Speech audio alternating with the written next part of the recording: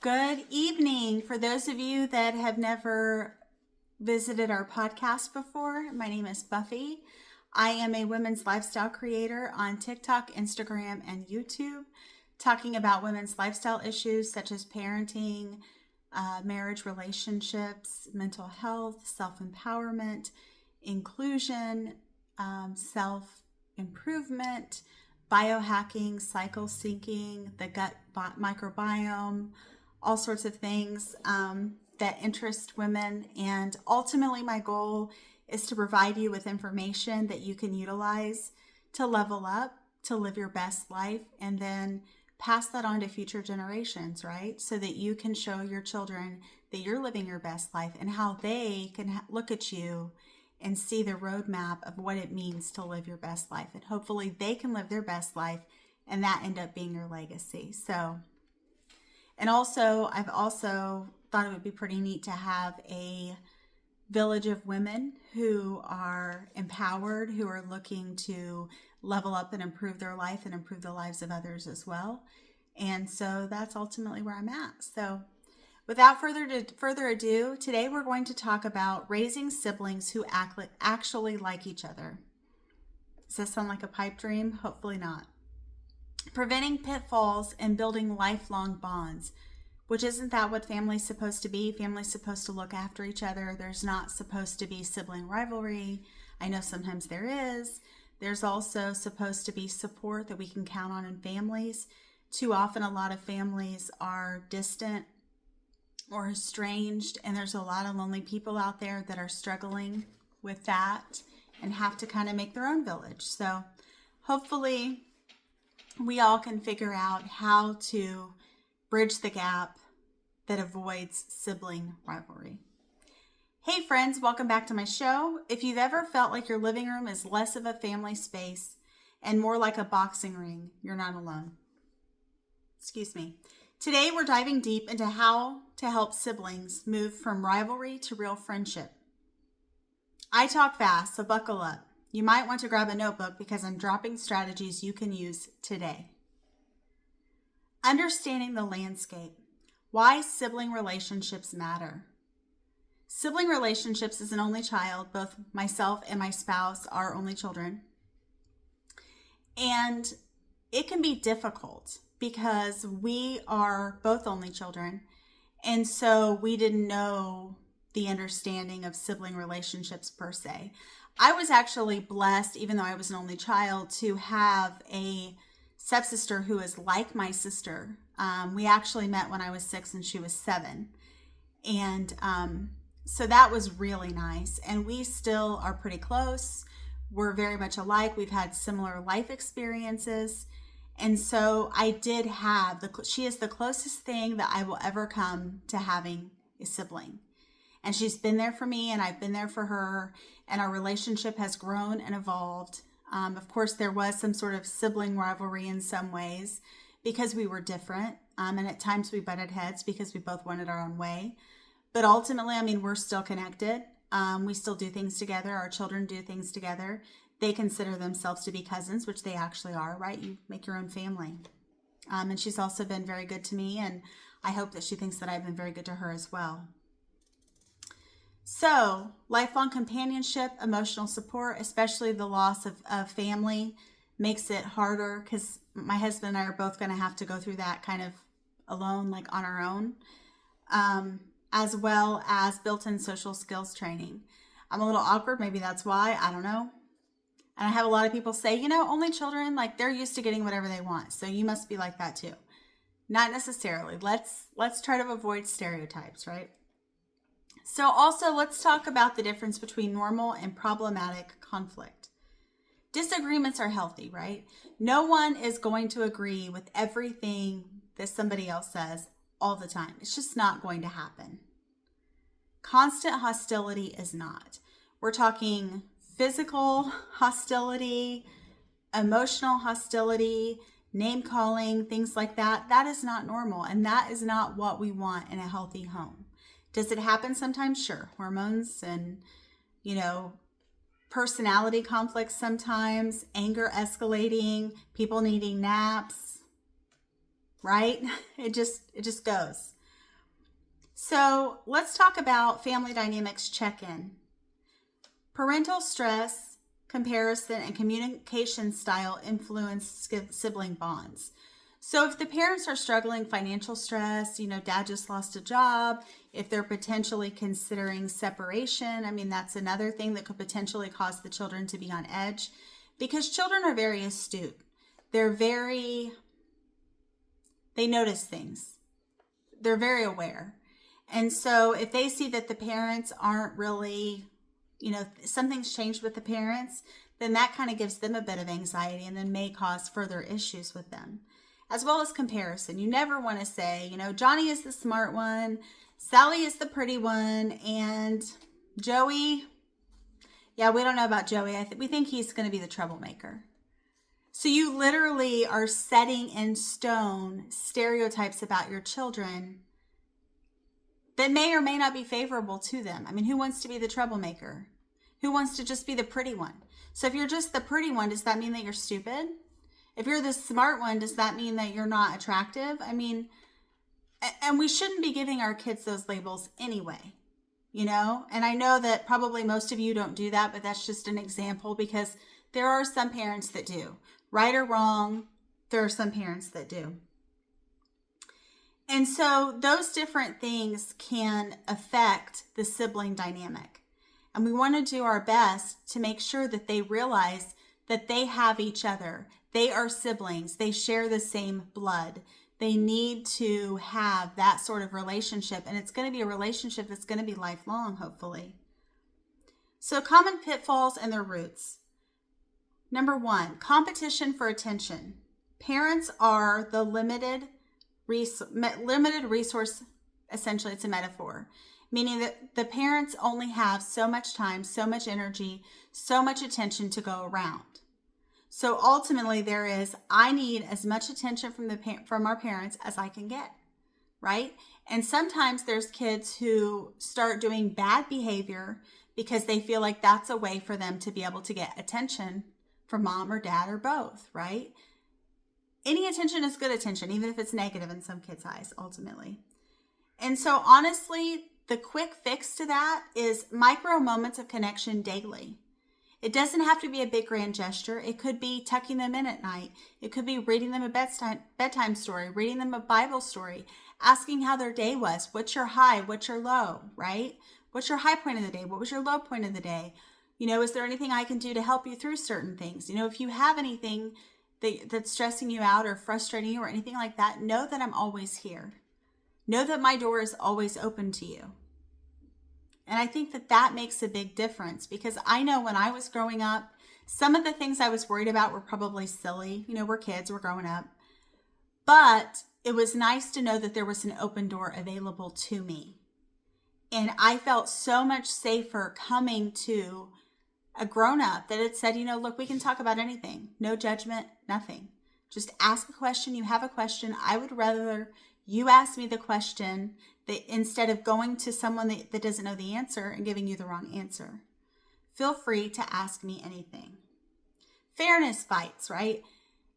I always remember hearing a lot of kids, and I remember this a lot, that is not fair is like their favorite phrase.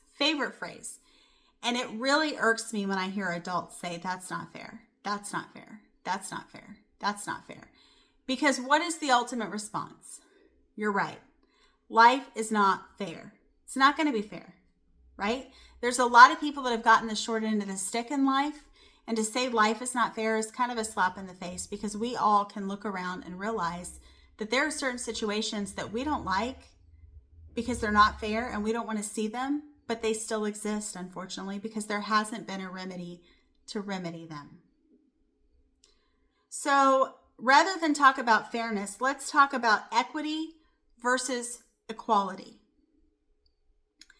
Equity is where everyone gets kind of a potential fair shake.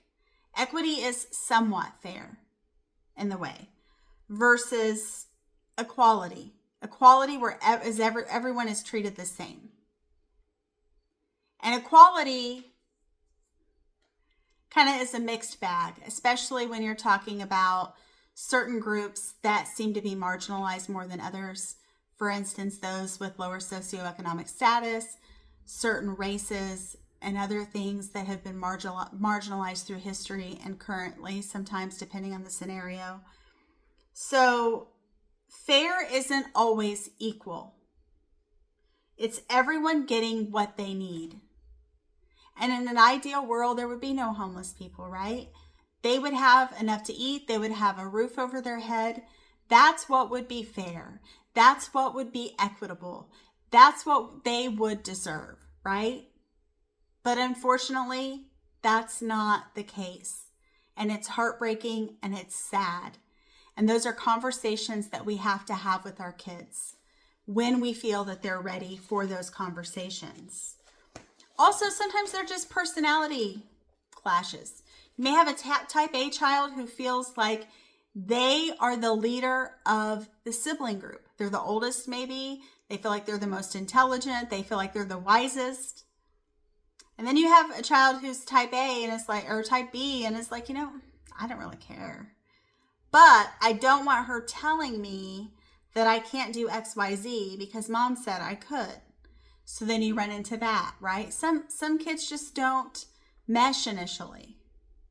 But if they can both kind of tone it down a little bit, that can help things go a little bit further. Also, extrovert, introvert. You have children who are very boisterous, and then you have kids that are more quiet. And so they may not like the loudness of the extrovert, and the introvert may be too quiet for the extrovert.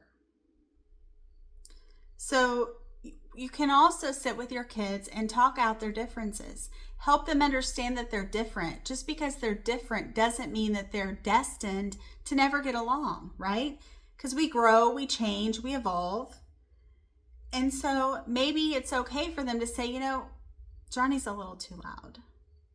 And for then Johnny to say, the other child to say, well, they're a little too quiet, or they never want to play games with me, or they just want to read, or whatever they may say.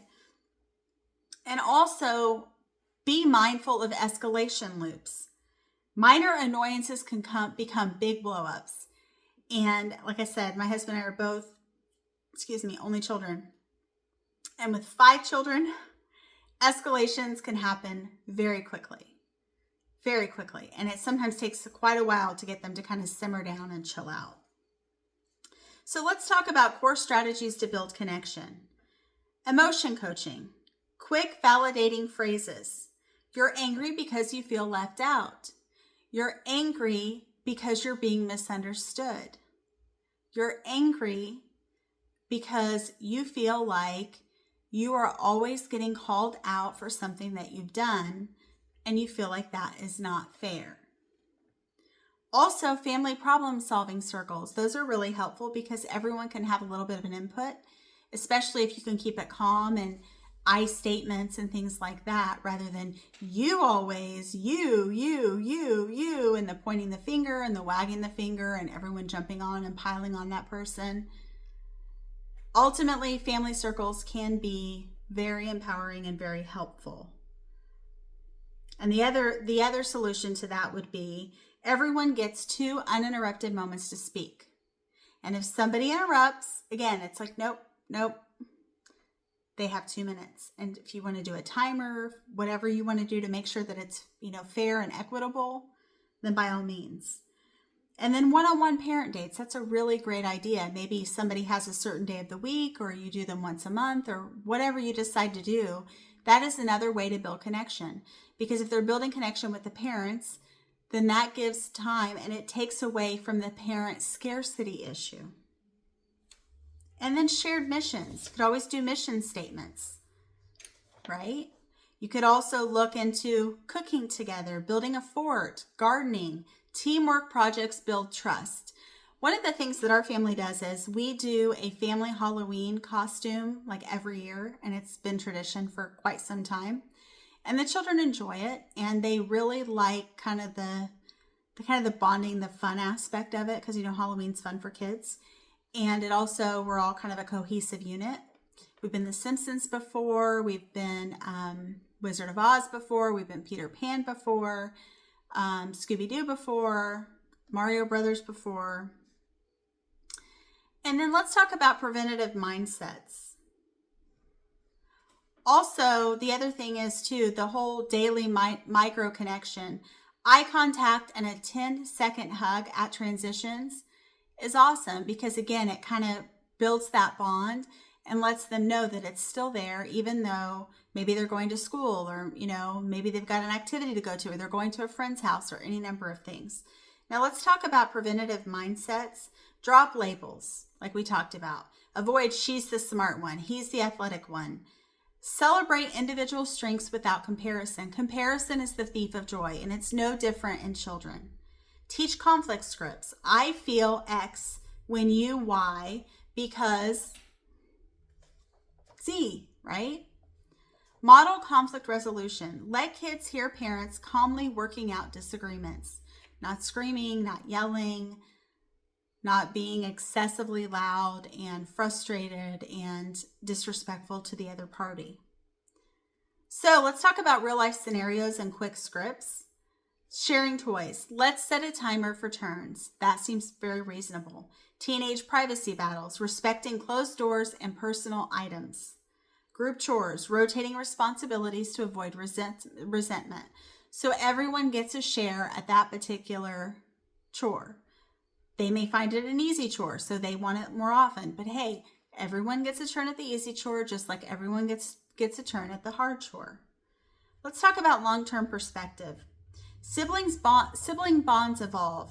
Childhood foundation matters, though, because those are the people that you grew up with, those that you're going to have the longest memories with, those that, will ultimately reminisce about parents and vacations and things that you're doing, and their children are going to potentially grow up together as well.